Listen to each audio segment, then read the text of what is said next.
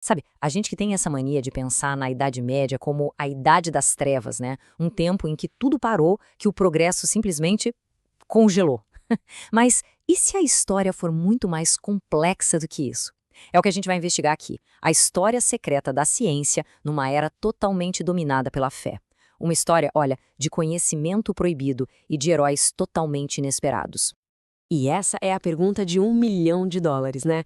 Pensa bem, se todas as respostas já estavam em Deus e qualquer questionamento era basicamente heresia, como que a sementinha da ciência, da investigação, conseguiu brotar? Para a gente entender isso, a gente precisa primeiro, a gente precisa mergulhar de cabeça no mundo medieval. Então vamos lá. Imagina a Europa medieval. É uma sociedade super hierárquica, sabe? Bem estática, com a igreja no centro de absolutamente tudo.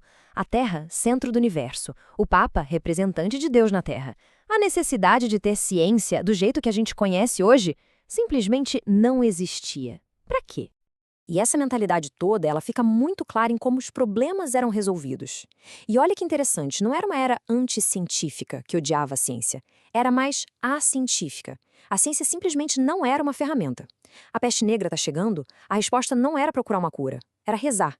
Precisava saber se alguém era culpado ou inocente, não se buscava evidência, se usava tortura. E a escala dessa catástrofe é difícil até de imaginar. Mais de 30 milhões de pessoas. Imagina, 1/3 da Europa. Esse trauma gigantesco simplesmente paralisou o continente por quase um século. Isso explica muito da tal estagnação intelectual, sabe? O mundo parecia que tinha chegado num beco sem saída. Mas é aqui que a nossa história dá uma virada. Porque mesmo na escuridão, mesmo nas beiradas dessa sociedade, tinha algo acontecendo. Uma pequena luz, sabe? Uma chama de curiosidade e progresso que se recusava, teimosamente, a apagar. Pois é, o pensamento científico, aquele formal, estava totalmente de lado. Mas o progresso tecnológico, esse, mesmo devagarinho, não parou. E é exatamente nessas pequenas invenções que a gente encontra as primeiras pistas do que estava por vir. E a gente está falando de coisas que hoje parecem banais, né? Tipo, o carrinho de mão, a ferradura, coisas simples, mas também de algo muito mais complexo e, olha, cheio de significado para o futuro: o relógio mecânico. E aqui está o pulo do gato. Pensa só, os relógios foram criados com um propósito totalmente religioso, que era marcar a hora certa das orações. Só que, para funcionar, eles precisavam medir o tempo em pedaços menores, minutos, segundos. Era como se, sem querer, o futuro estivesse sendo medido ali, escondidinho dentro da estrutura do presente. Incrível, né?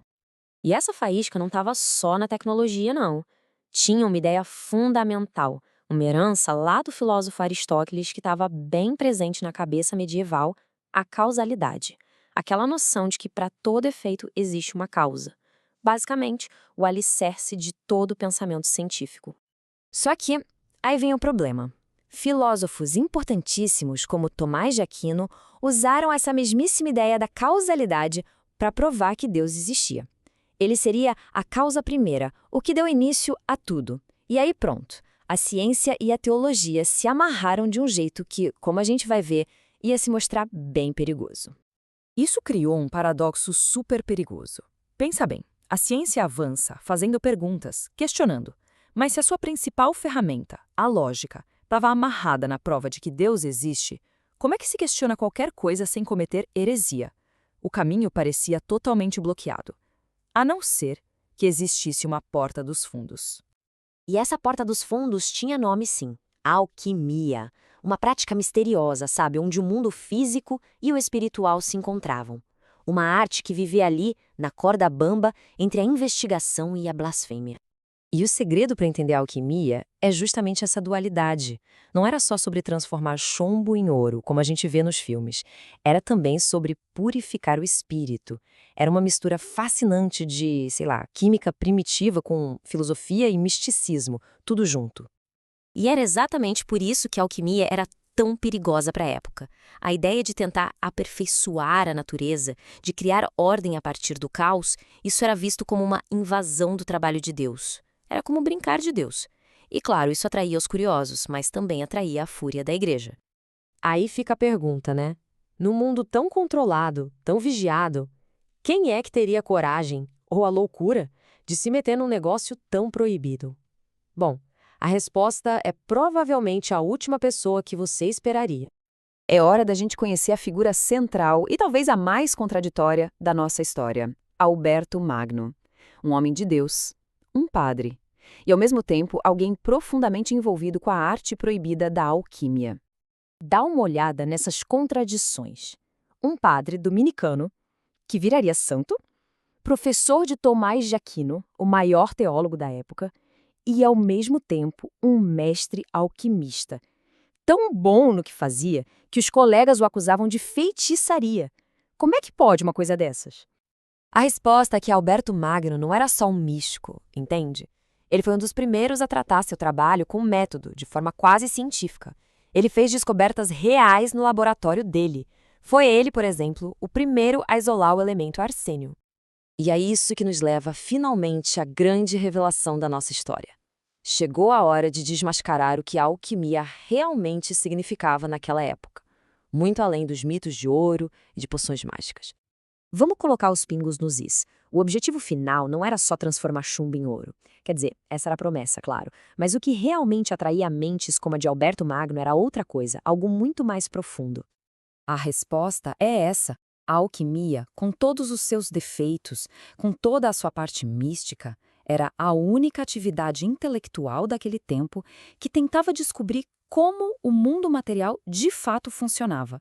Era o único lugar onde se podia fazer perguntas sobre os elementos, sobre a matéria. Então, o ponto principal é este: a alquimia não era uma pseudociência boba esperando a ciência de verdade aparecer. Não.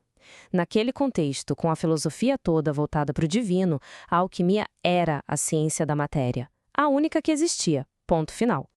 E a grande sacada de Alberto Magno foi perceber uma coisa fundamental. Até aquele momento, mudança era, sei lá, um objeto se movendo ou uma pessoa envelhecendo. Ele foi um dos primeiríssimos a entender que a transformação química era um tipo de mudança totalmente novo, diferente de tudo. E com isso, ele basicamente abriu a porta para a química moderna. Isso tudo deixa a gente com uma reflexão, né? Se a ciência que a gente conhece hoje nasceu de uma arte considerada herética, secreta e proibida, onde será que hoje em dia, naquelas áreas que a gente considera marginais ou até perigosas, onde podem estar escondidas as sementes do conhecimento do futuro?